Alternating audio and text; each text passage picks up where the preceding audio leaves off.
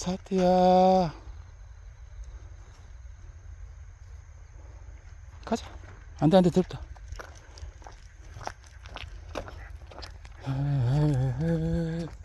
오곡이 익어가는 계절이라고 하나? 오곡? 지금은 이게 벼가 이제 살살 나오기 시작해요. 쌀이 볕씨 뭐라 해야 되지, 이게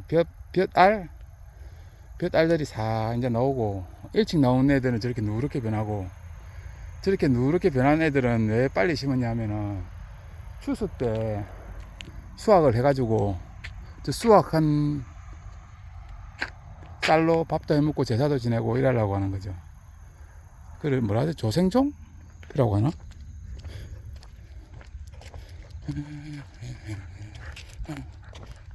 예쁜데 지른데 많이 익었다. 이거는 벌써 노랗게 변했다요.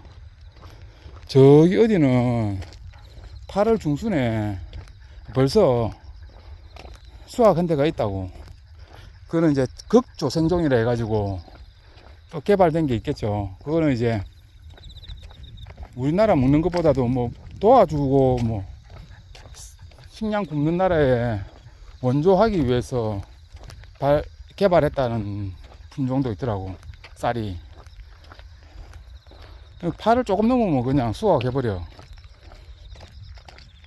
그 수확량도 엄청 많고 극조생종이고 빨리 수확되고 뭐 그런 벼를 개발했나 봐요. 이게 벼가 계속 개량종이라니까. 이게 우리가 똑같은 거라고 끝이 보이지만 옛날 쌀하고 달라. 옛날 벼하고 품종이 많이 달라졌어. 뭐 어떻게 개량하는지 모르겠지만 그냥 개량을 해가지고 일단 키가 많이 작아졌어요. 키가 엄청나게. 옛날에 벼의 어떤 반밖에 안 되는 것 같아요. 키가. 옛날에는, 옛날도 아니지, 그냥 한 10년 전이겠지. 그 정도 됐을 때는 바람만 조금만 불어도 이게 넘어졌다고, 벼가. 지금은 태풍이 불어도 안 넘어져. 키가 작아가지고. 그걸 이제 개발한 거지, 안 넘어지는 벼를. 사람들은 잘 모르겠죠. 처음 이렇게 잘 안, 관심이 없는 사람들은. 그 벼도 많이 변했고, 아마 수확량도 옛날보다 더 많아지겠죠. 옛날에 그 품종보다는. 그게 이제 계속 기술이, 과학이 발달하니까 그런 게 개량이 잘 되는 거지, 한마디로. 벼만 그런 게 아니고 모든 그 작물들의 어떤 기술이 들어가서 품종이 개량되는 거지. 과일 같은 경우는 당도를 높이는 거죠. 당도가 높은 과일을 만들다든지 아니면 그 비료를 그렇게 만들어내든지, 영양제. 그래. 고추 같은 경우도 한 나무에 막 엄청나게 달리게 만들어낸다고. 그런 이제 영양제를 뿌리는 거지. 그것뿐만 아니라 뭐 방울토마토, 뭐 호박 엄청나게 달리게 만들어 버린다니까. 참외. 이게 그만큼 기술이 발달한 것도 있고 그에 대한 부작용도 있을 거고. 일단은 앞으로는 식량 문제가 생길 가능성이 높기 때문에 어쩔 수 없이 그렇게 개발돼야 된다니까.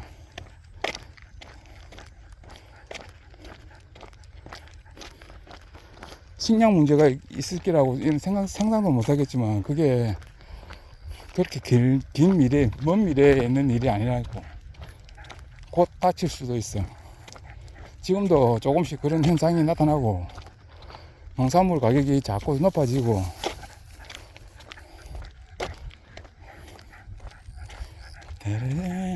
특히 그렇게 이제 식량적인 문제가 생겼을 때 가장 힘들어지는 나라가 우리나라 같은 나라거든요.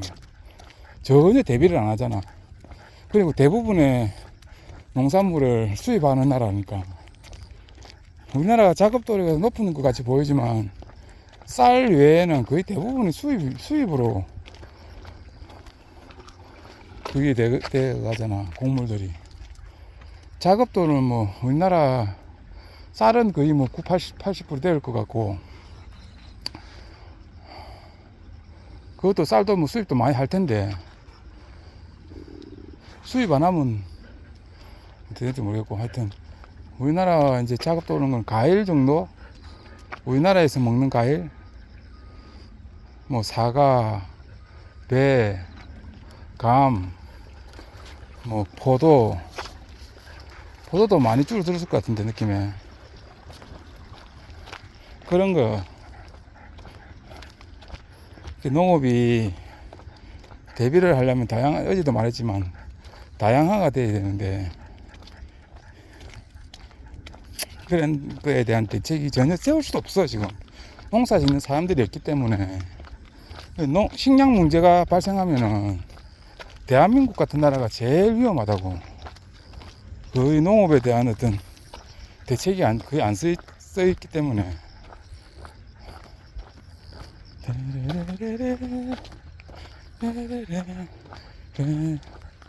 거의 내팽개 정리되었으니까 그 힘듦은 다 국민들이 다 힘들어지겠지.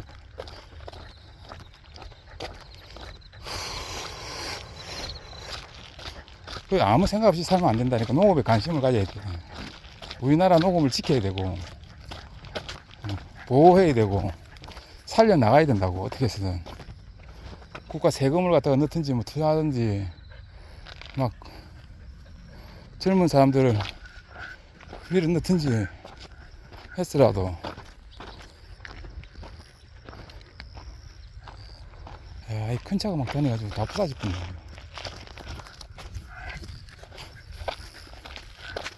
그래, 모르는 사람들은 왜 자꾸 농업에 투자하냐, 자기들 알아서 하고 놔두라 이러는데, 그건 아무것도 모르고 하는 소리잖아. 그거는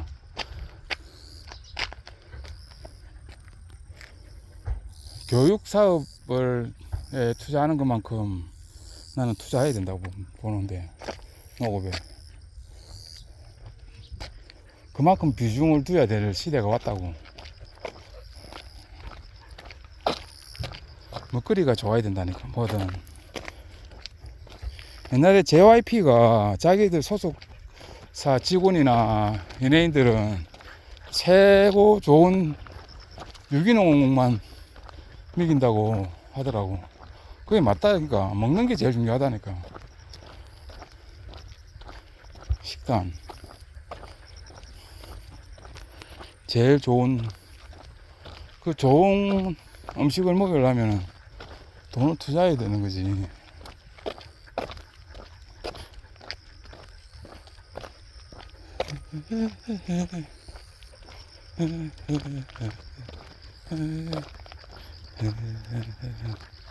나를 지키는 영원 살았다. 시골길을 걸으니까 항상 하는 이야기가 농업에 관련 이야기밖에 없다니까. 농업하고 기후 이야기.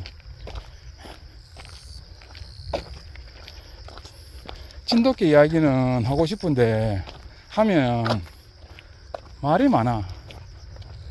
그냥 알아서 잘 키워야 되는 거지. 진돗개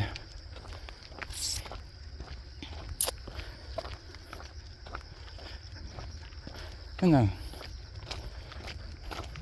어떻게 키우는 거에 대한 걸 알고 접근해야 된다니까. 어떤 진돗개가 어떤 개인지, 어떤 보호자가 관리를 해줘야 되는지 그걸 알아야 된다고. 알고 접근해야 돼요, 무조건. 개가 뭐 품종이 어떻고 이런 것보다 먼저 키우게 되면 어떤 삶의 제약이 있고 어떤 걸 해야 되고 어떤 걸 해야 된다는 거 기본적인 거라도 알아야 되는 거지. 그것도 모르고 개를 키우는 사람들이 대부분이니까. 그것도 모르고 키우면서 유튜브 해가지고 돈벌이 하는 사람들도 많고. 쉽지 않다니까, 그게 아는 게. 모르면 키우면서라도 공부를 해야 되는데 공부도 안 하잖아, 사람들이. 키우면서 공부하는 게 좀 늦거든요. 그렇게 하면 안 되거든. 그래도 키우게 되면 일단 공부를 해야 돼. 계속 배우고 잘못된 점 고치고 그렇게 하면서 키우는 거지. 뭐 주인 말만 잘 듣는다 해가지고 지를 좋아하는 거라고 생각하고 착각하고 꼬리만 흔들면 지가 잘 키우는 거라고 착각하고 키우는 사람들이 너무 많거든. 진돗개는 웬만하면 다 꼬리 흔들어. 그냥 주인 진짜 폭행적으로 키워주지 않는 이상 막 있잖아. 얘 막 때리면서 키우는 사람들 있잖아. 막 혼내고 막 그래 해도 겁을 먹으면서도 진돗개들은 꼬리를 흔든다고. 긴장 꼬리 조금 말아가지고도 그거에 꼬리 흔드는 거에 대해서 그걸 보고 사람들이 모든 걸 판단하면 안 돼요. 꼬리 흔들 때는 꼬리 흔드는 건 다양한 이유에서 흔든다니까. 흥분했을 때도 흔들고 싸움하기 위해서도 흔들고 막 긴장했을 때도 흔들고 다 흔드는 모양이 좀 다르다고. 사냥할 때도 그것도 흔들고 항상 좋을 때만 흔드는 게 아니라고. 긴장해가지고 막 쫄아가지고도 흔들고 애교 뜬다고.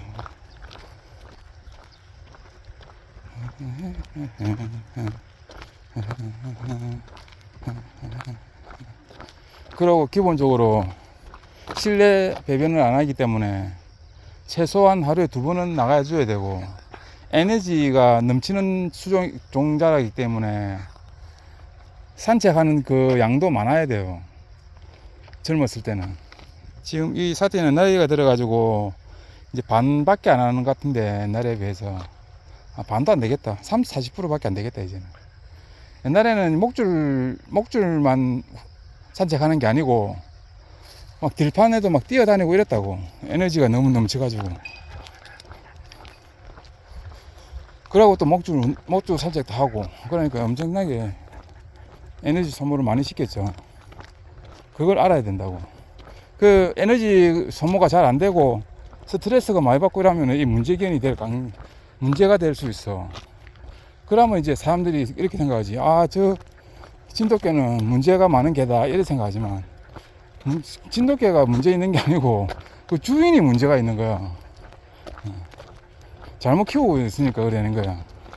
그러니까 기본적으로 산책만 잘 해줘도 문제 해결이 되지 않는다고 봐요. 저는 특별하게 태어날 때부터 정신적인 문제를 가지지 않는 이상 태어나면서부터 조금 성격이 개판한 애들도 나오긴 나오죠.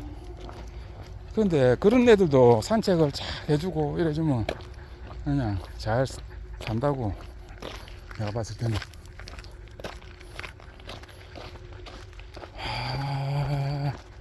8시 반 넘으니까 또 살살 떠보질라 하네.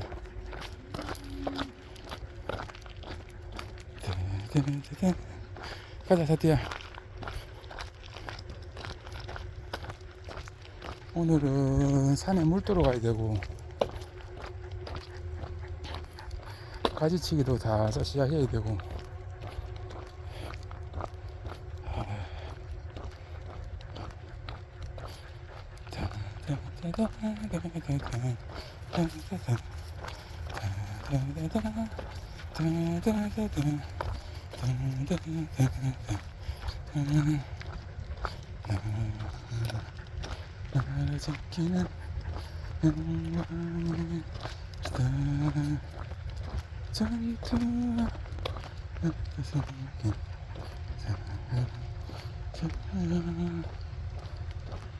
나를 지키는 영광의 전투와 속에 헤어질 적에 부모 영지 나를 믿고